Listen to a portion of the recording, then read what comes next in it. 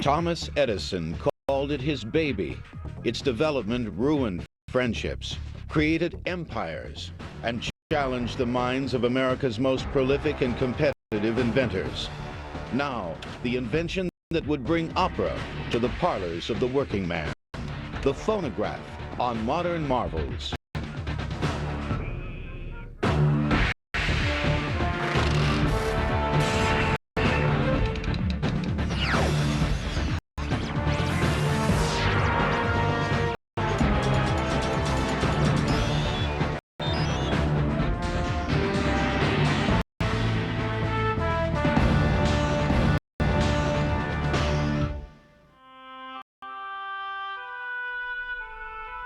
Milan, Ohio, 1847.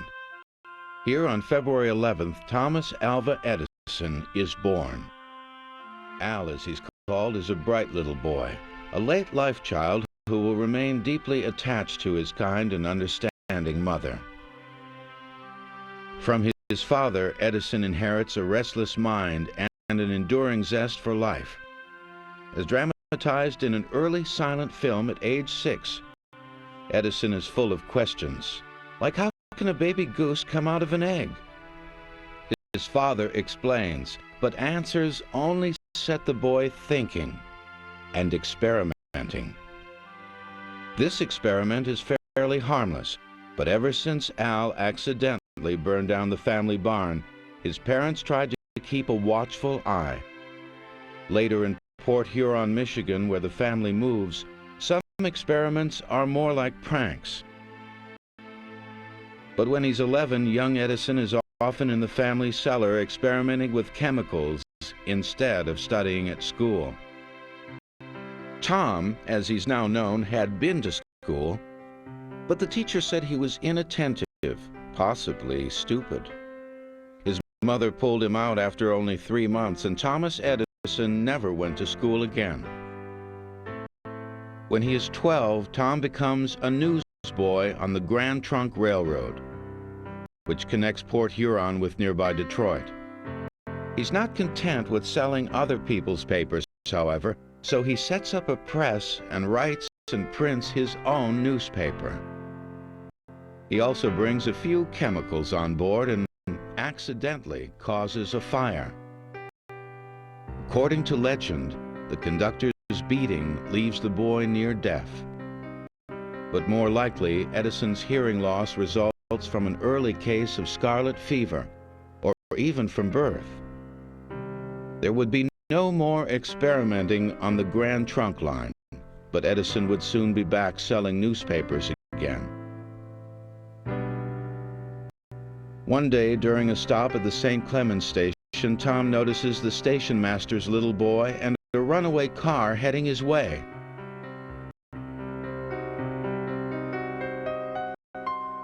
As a reward, the boy's father offers to teach Tom telegraphy, unaware that he's been studying the subject and even built a few telegraphic instruments on his own. Tom eagerly accepts the offer and begins hands-on training. It will prove to be the first and possibly the most important decision in his life.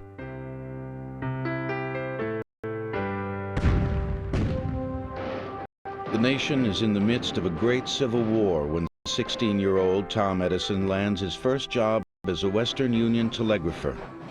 For 4 years, he wanders from one station to the next, but he spends so much time reading about telegraphy and dreaming up ways to improve it that he often finds himself out of work with no clear plans for the future.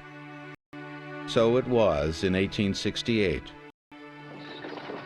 While other restless young men are heading west to seek their fates and fortunes, Edison decides to go in the opposite direction, his destination, Boston.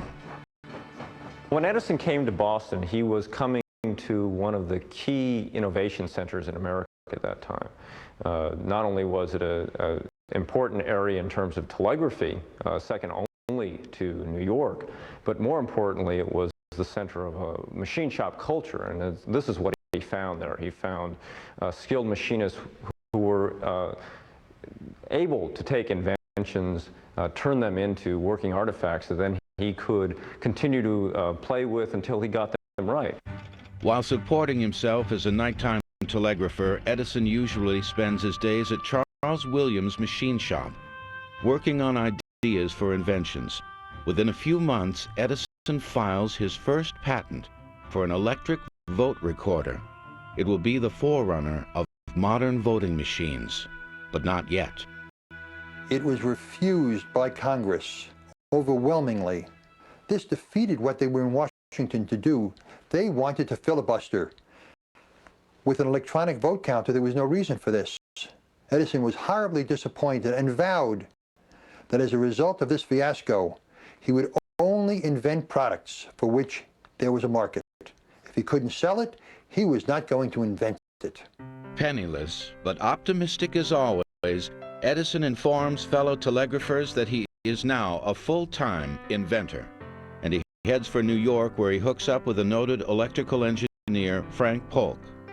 Polk likes the budding inventor and provides him with a home, introductions to investors and work, manufacturing and inventing telegraphic devices. The first invention that really pays off is a stock printer that will revolutionize Wall Street. To collect his pay, Edison goes to Western Union's lavish New York headquarters, where he picks up a check for $30,000. Within a month, the money is gone. Most of it to equip a new factory and laboratory in Newark, New Jersey. It's a big operation, and overseeing it all is 24-year-old Thomas Alva Edison. Before long, there's another big change. On Christmas Day, 1871, Edison marries Mary Stilwell, a pretty young woman known for her fetching figure and her friendly disposition.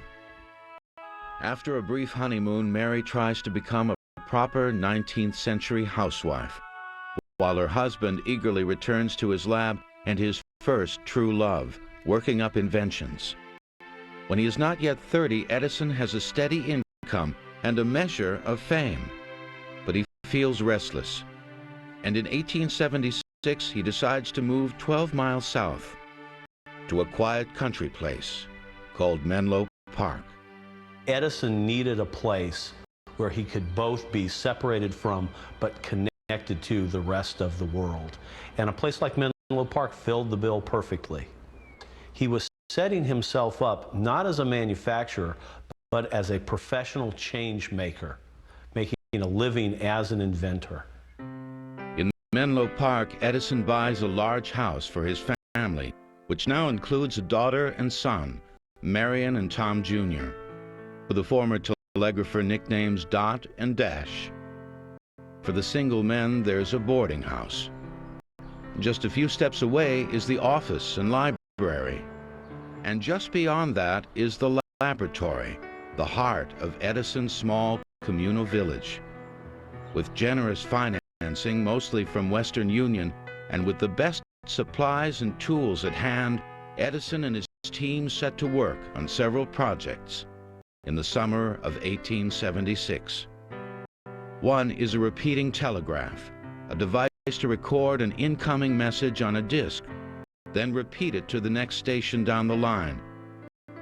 At the same time, Edison's also working on a new transmitter for the telephone, recently invented by Alexander Graham Bell. Somewhat envious because Bell invented the telephone before he could, Edison now wants to solve Bell's main problem. The voices can barely be heard. On the night of July 18, 1877, while Edison and his boys are in the lab testing a diaphragm from the telephone transmitter, Edison makes a momentous discovery. He was playing in the laboratory one night, and as they were playing with the diaphragm, he put his finger under it and realized that there was enough movement there that he might be able to cause an impression in a piece of wax paper or something else that would allow him to, in a sense, repeat the message, to play it once it was recorded, to play it back so it could continue over the line. That night, Edison scribbles in his notebook, "There is no doubt that I shall be able to store up and reproduce automatically at any future time the human voice." Full of confidence, Edison thinks he will now invent a kind of telephone answering and repeating machine. But he's actually about to invent something far more original and revolutionary: the world's first phonograph. By the time of his death, Thomas Edison held over 1,000 patents. The phonograph will continue in a moment on Modern Marvels.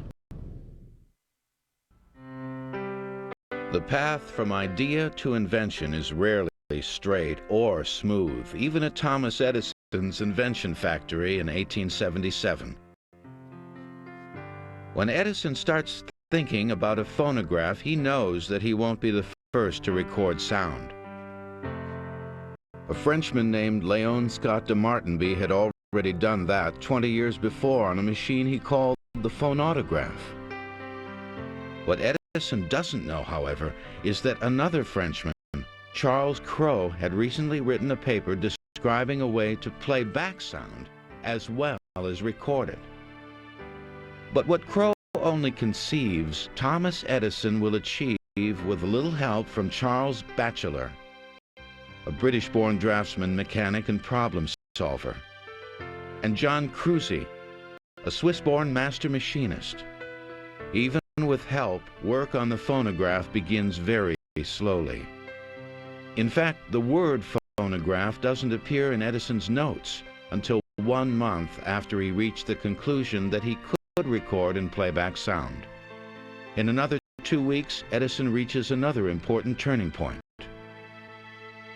On September 7th, he sits down and draws up what's essentially a list of possible things you can do with the phonograph. They're all things that we'd be familiar with today, but this marks the beginning of the phonograph as a completely separate technology.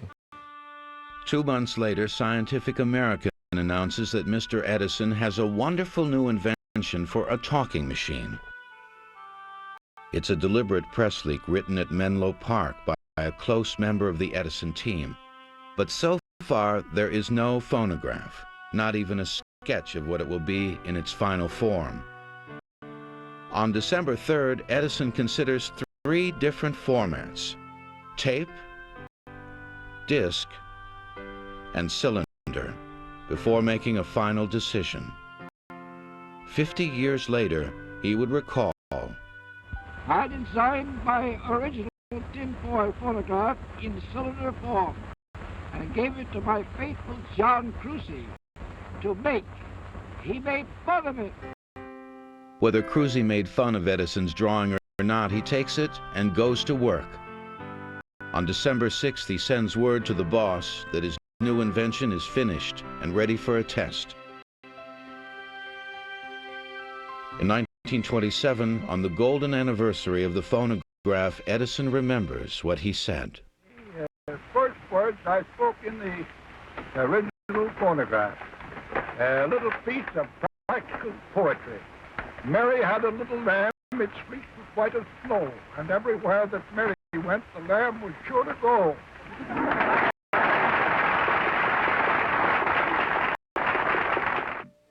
To everyone's surprise, Edison's words came back just as he'd spoken them on the very first try. Edison later said he was never so taken aback in all his life. But for now, he can't wait to spread the news. On the very next day, Edison takes the phonograph to the New York office of Scientific American for the first public premiere. The event is a sensation. I mean, if you read the articles in Scientific American, for example, that announced the discovery of the phonograph, you're struck over and over and over again by the amazement. All of a sudden, you can record your voice and play it back at any time, now, 50 years from now, a century from now. They were astounded by being able to do that, but they were also astounded by something else, that the apparatus was so basically simple. Edison's tinfoil phonograph is mechanically very simple, and its operation is quite easy to understand. To make a recording, a person speaks into a horn which directs sound waves towards a thin metal diaphragm. When the sound waves strike the diaphragm, they cause it to vibrate. And as the diaphragm vibrates, it also vibrates an attached needle. As the cylinder rotates, the needle makes indentations in a thin piece of tinfoil. To play back the recording, the process is simply reversed, in this case using a separate diaphragm and needle. By following the indentations, the needle and diaphragm vibrate, sending the same sound waves back again. Although the phonograph is very simple, at first many people think it must be magic. It isn't long before Edison has a new title, the Wizard of Menlo Park. He's an international celebrity, and everyone wants to see and hear his magical machine. In April, the Wizard takes a new demonstration model to Washington to show members of Congress and the Patents Committee. Later that night, he's invited to come to the White House. President Hayes is so thrilled with Edison's invention that he wakes up his wife so she too can record and listen to her voice. It's 3:30 in the morning before the First Lady bids Edison good night. Before leaving Washington, Edison has his image and his phonographs taken at the studios of noted Civil War photographer Matthew Brady. A second photo is taken. The man on the left is Uriah Painter, one of a group of investors who buy the rights to exhibit Edison's machine. By the summer of 1878, however, public interest in the phonograph is fading, and so is Edison's. In October, he suddenly abandons all work on the one invention that he will always call his baby. I think it's very interesting because it was more his baby than his own kids who were his babies at the time. He spent more time with his baby machine than he did with his baby kids, all of them, 3 of them at the time. And he nurtured that to a certain point, like you would with a real baby. And then just like he did with his own kids, he totally turned his back on it because he got bored. He wanted to do something different and exercise his imagination more creatively. Edison's new passion is electricity, and inventing the incandescent light bulb and bringing light to people's homes and streets and industries will be his consuming passion for almost 10 years. Then, in 1881, after 3 years as a virtual orphan, Edison's baby is taken in by Alexander Graham Bell. Well, Alexander Graham Bell, when he heard about the phonograph, was astounded that he hadn't thought of it. So after Edison had given it up, Gardner Hubbard, who was one of the leading principals of the Edison Speaking Phonograph Company and also Bell's father-in-law, pushed him into working on this device and trying to make it a practical instrument so that in fact they could exploit it. With prize money awarded by the French government, Bell sets up a new lab in Washington.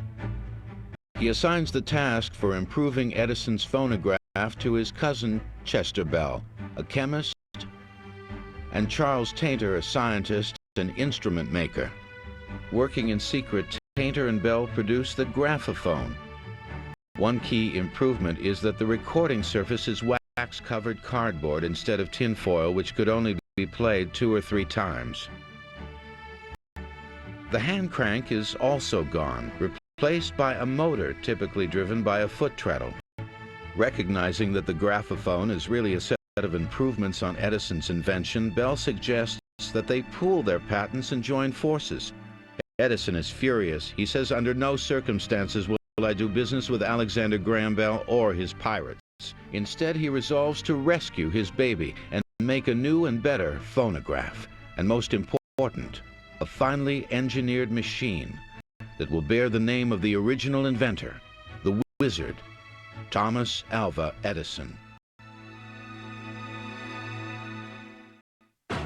Edison's product name prevailed where his invention did not. The name phonograph referred only to his cylinder recording device, but Americans quickly adopted it as the name for all record players. The phonograph will continue in a moment on Modern Marvels.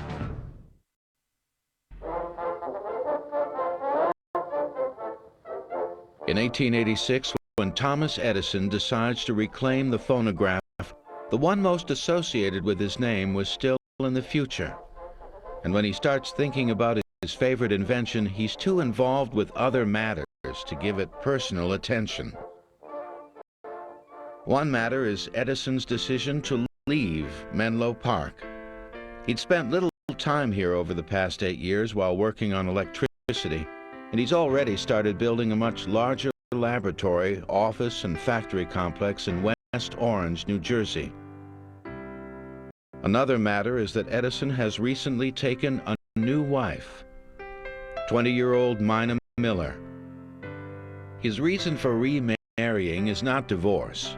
His first wife, Mary, had suddenly died from a brain tumor almost 2 years before at age 29.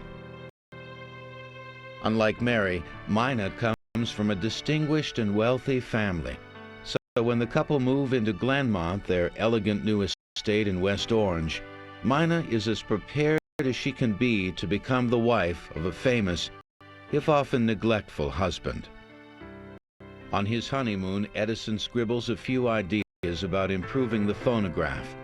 But since he's still deeply involved with electrical concerns, he hands responsibility for the phonograph to others, especially Ezra Gilliland, an old telegrapher buddy, fellow inventor, employee, and the closest friend Edison would ever have. You know, they were known as Damon and Pythias. That's how close they really were. And they grew up together, and they were friends in young adulthood, and Gilliland helped introduce Edison to his second wife, which is a very crucial thing. In fact, Edison and Gilliland were so close, they built side-by-side winter homes in Fort Myers, Florida. Edison drew up the plans. But to Gilliland's dismay, after working on the phonograph off and on for more than a year, in late 1887, Edison suddenly decides that he's taking control. While his friend quietly seethes, Edison throws himself full force into perfecting his baby. One reason for his decision is that the Bell Tainter graphophone has recently been introduced as a dictating machine, and getting the kind of press that Edison loves. He knows the time to catch up is now or never. Catching up requires a massive effort and 8 long months. But on June 16, 1888, after a legendary final 72 hours of work, the perfected phonograph is finished. At 5:30 that morning, according to legend, he has this picture taken. It's the most famous photo of Thomas Edison, but what a different image from the young inventor of 10 years before. Edison undoubtedly does feel weary, but the pose is calculated to present a new image.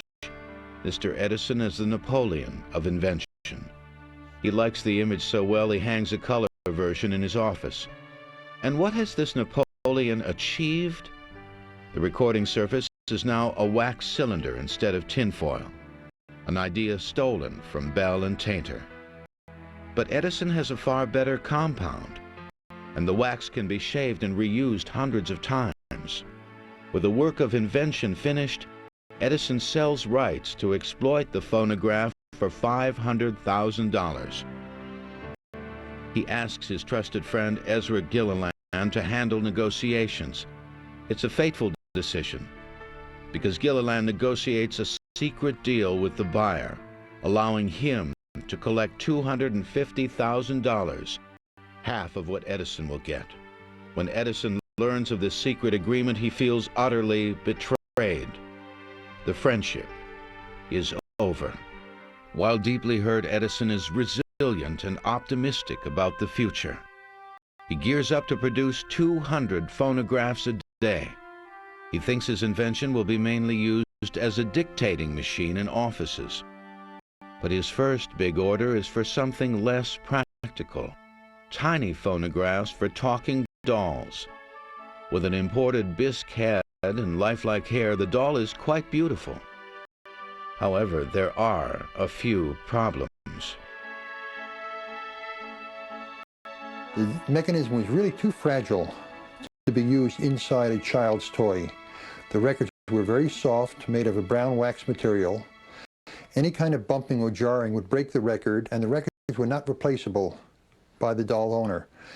In addition, the sharp stylus that was used on the record would only allow 1, 2, 3 plays perhaps maximum before the stylus actually cut through the record and made the record unusable. Another problem is the quality of the recordings. Edison would later say that he found the voices of the little monsters exceedingly unpleasant to hear.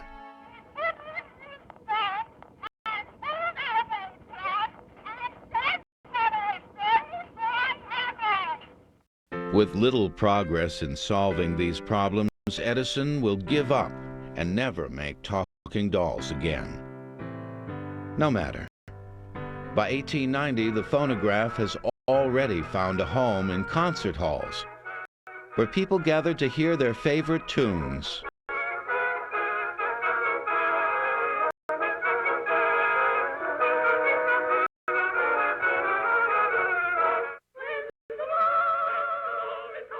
Sing-alongs were also popular.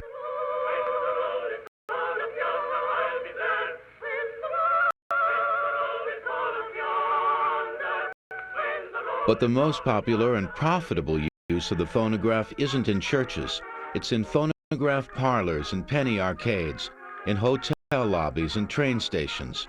By dropping a nickel into the slot and using the listening tubes, people can hear a rousing Sousa march, a Stephen Foster song, or a bit of 19th century humor.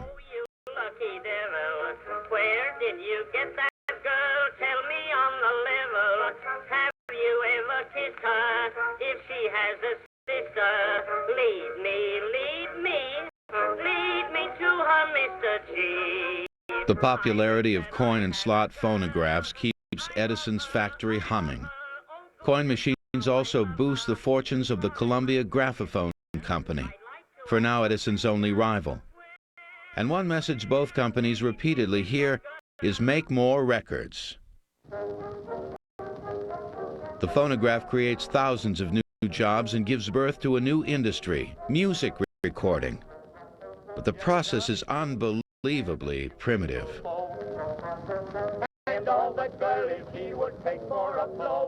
With no way yet to mass-produce records, at first every cylinder is an original.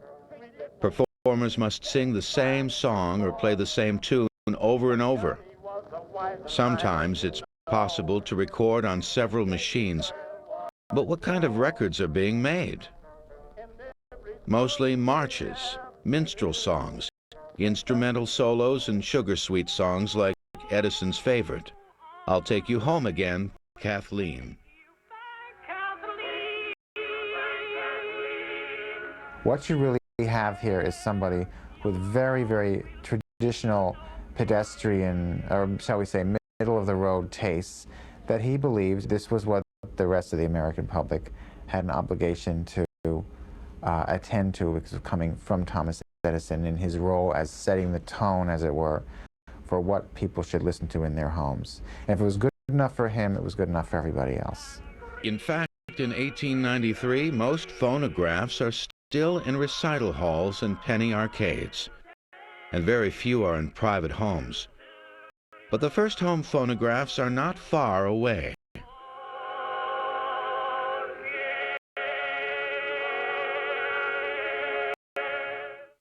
In the late 1890s, phonograph parlors in Paris featured request desks, where a customer spoke a request into a tube, and the disc jockey on the floor below played the song into that particular customer's ear tube.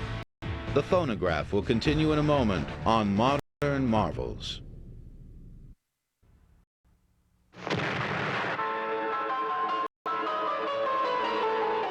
In the mid-1890s, the latest novelty is motion pictures, and Thomas Edison is too busy developing motion picture equipment and making movies to pay much attention to the phonograph.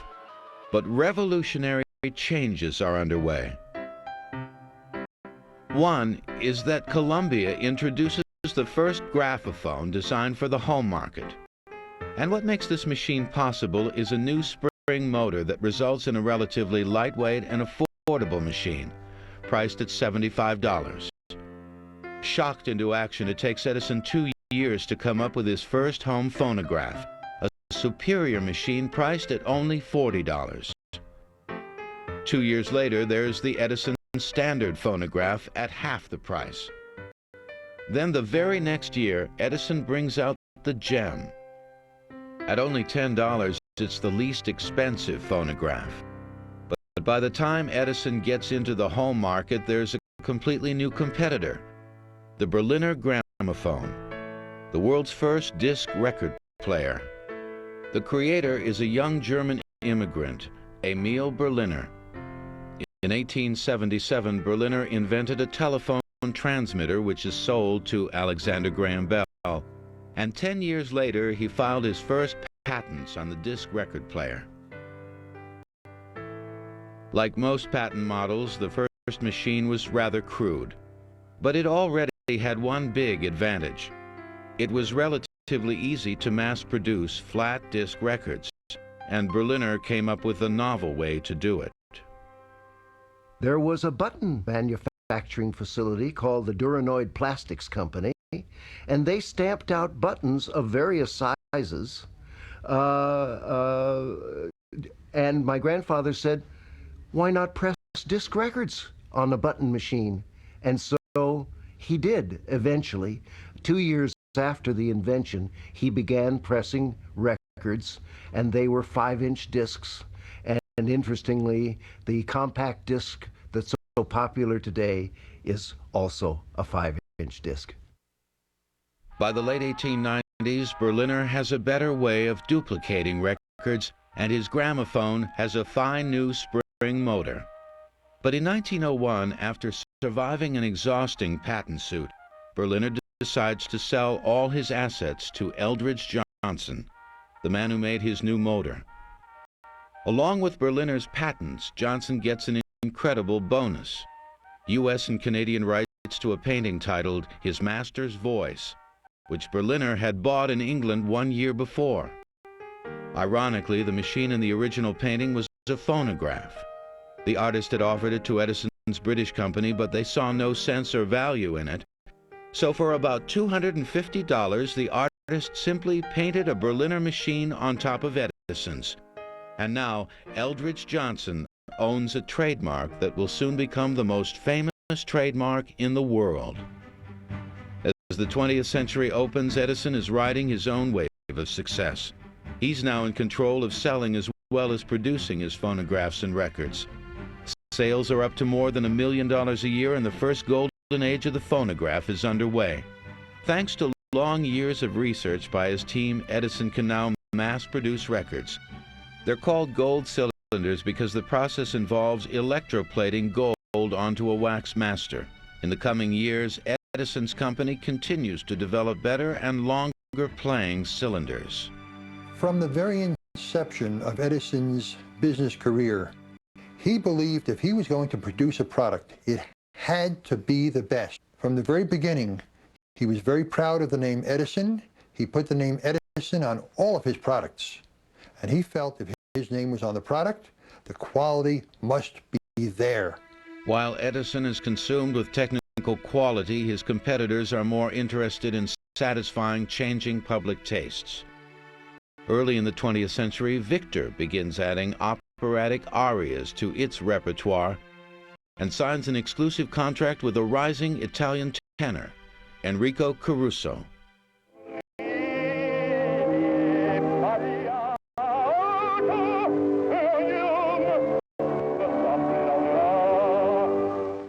In 1906, the Victor Company makes another radical change. In the early 1900s, all of the phonographs had an external horn.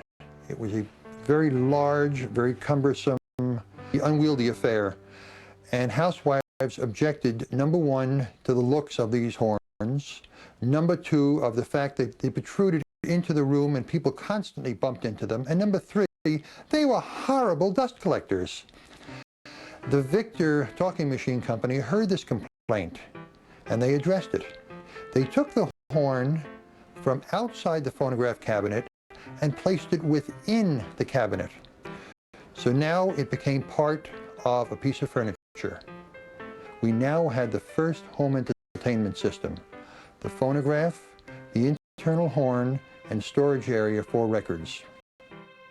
Although priced at $200, the Victrola is an instant hit with housewives and their husbands, and Edison has to respond. His answer is the Amberola, a very handsome machine, also $200. But it plays cylinders, and by 1910, when the first Amberolas go on sale, cylinders are on their way out, even if Mr. Edison doesn't approve. Eventually, there's a greater and greater demand for discs. Although he believes that the recording technology of cylinder is superior, discs have a lot of advantages. They're easier to use, they're easier to store, and so Edison, in fact, has to go and invent his own disc record. To do so, Edison will be spending less time at home with his wife, Mina, and more time at the lab, where his team has already begun work developing a disc machine and record. When Edison throws himself into the project, he often works around the clock. During the week of September 10th, for example, he puts in 111 hours and 48 minutes. A pretty heavy load when you consider that Thomas Edison is now 65 years old. As always, Edison's main interest is in the quality of the sound, but since he's deaf in one ear and can barely hear out of the other, judging sound quality poses quite a problem. Edison's solution is to sink his teeth into wood so that the sound can vibrate through his skull to his inner ear. In fact, the marks on the framework of this disc phonograph test model were made by Edison's teeth. In the end, Edison and his team produced the finest disc record diamond needle reproducer and playback machine of its day. In 1917, Edison has good reason to feel perky. Sales have reached an all-time high, and the future looks rosy for Edison and his competitors. But what they don't know is that the first golden age of the phonograph is about to end. In 1915, the #1 record of the year was "I Didn't Raise My Boy to Be a Soldier." Modern marvels will return. As World War I comes to a close, Americans celebrate the chance to return to normalcy, in the words of the next president, Warren Harding. But with new fads, fashions, and prohibition, life in the Roaring '20s will hardly be normal.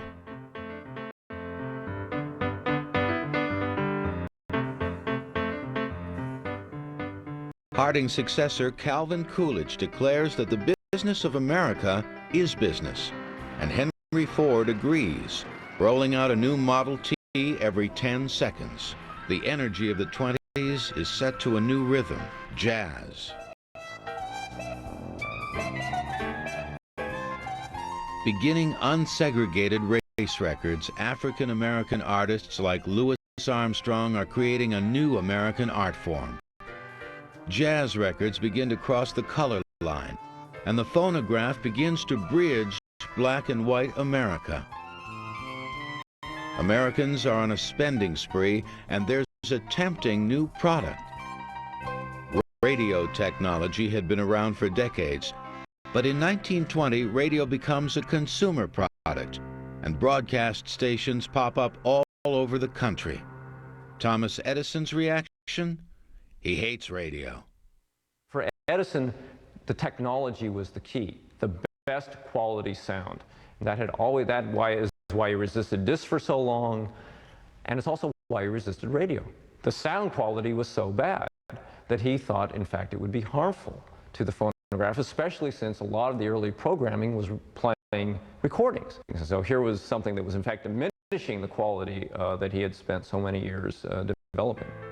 Despite tempting ads, phonograph sales plummet. While Edison declares radio is a fad, his son Charles disagrees. One of Edison's two sons with his second wife, Charles had been working for his father for several years.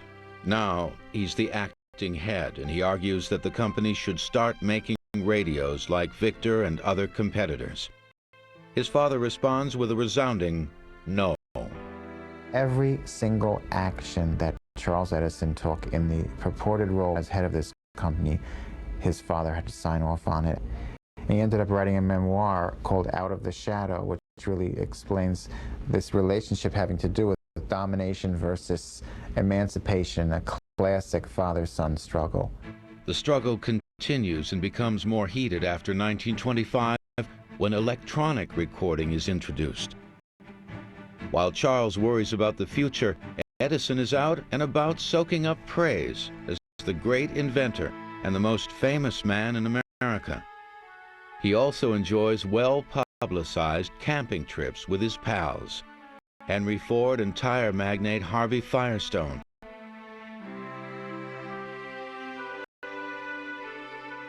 He doesn't seem to have a care in the world.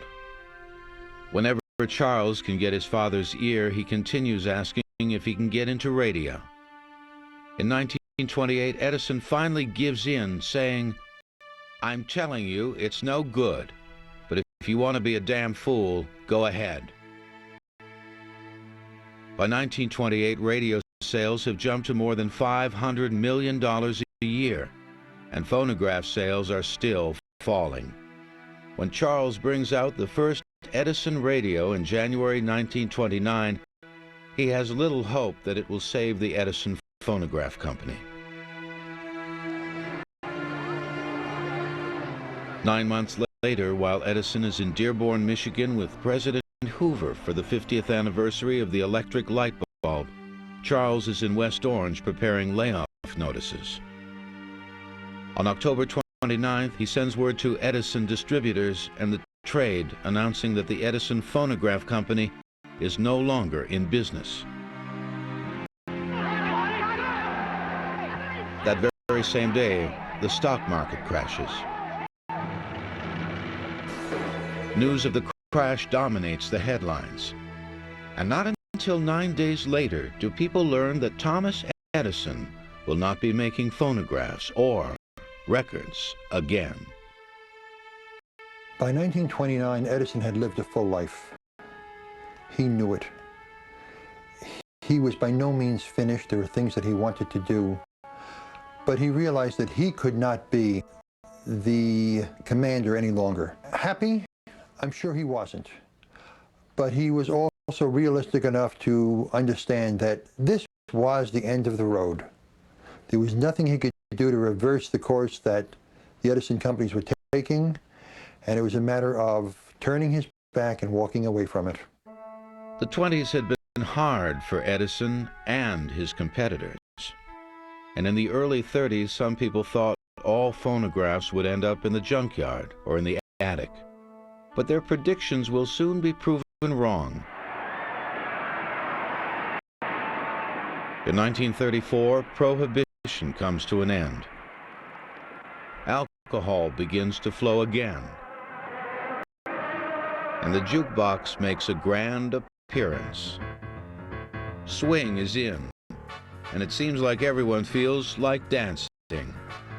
By 1940, there are 350,000 jukeboxes.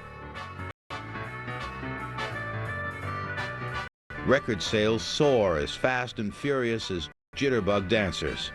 Then, in the late 40s, there's a major revolution launched by one of Thomas Edison's oldest competitors. Come 1948, the Columbia Company introduced one of the greatest innovations in sound recording. There they are. They came right back in and said, "We're not defeated. We've got an invention of our own." And of course, it was the long-playing record, which was not made of shellac. It was made of plastic or vinyl or vinylite. And it was a marvelous, marvelous innovation. With the new long-playing records, the old problem of running time seemed to have been conquered.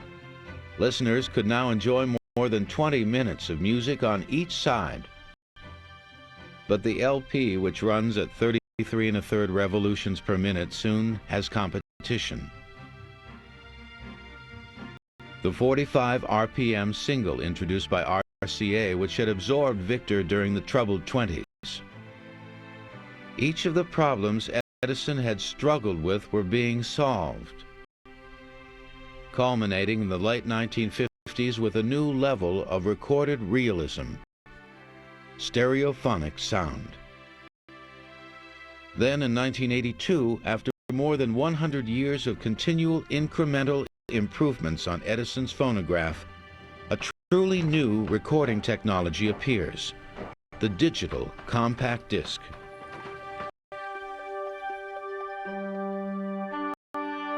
In 1878, 1 year after inventing the phonograph, Thomas Edison wrote down a list of 10 ways he thought it could be used to make people's lives richer, better, and more enjoyable, including talking books for the blind. It was a dream, but the man was so far-sighted that in his own time, he couldn't accomplish what he really wanted to do. But in later years, long after Edison's death, his dreams were fulfilled. The phonograph was Edison's favorite invention, and in many respects that may be because it was the prototypical mythological invention. It was the one that sprang from nowhere. And that's what made his reputation. The phonograph is what made Thomas Edison Thomas Edison. And after the phonograph, now the greatest inventor of the age, as he was called as a result of that, could in fact do anything he wanted. Looking back at the years and inventions that followed, particularly the light bulb and motion pictures, it seemed there was no limit to what the great inventor could achieve. Even today, the legacy of Thomas Edison is as amazing as those sounds from the first tinfoil phonograph. Mary had a little lamb, its fleece was white as snow, and everywhere that Mary went, the lamb was sure to go.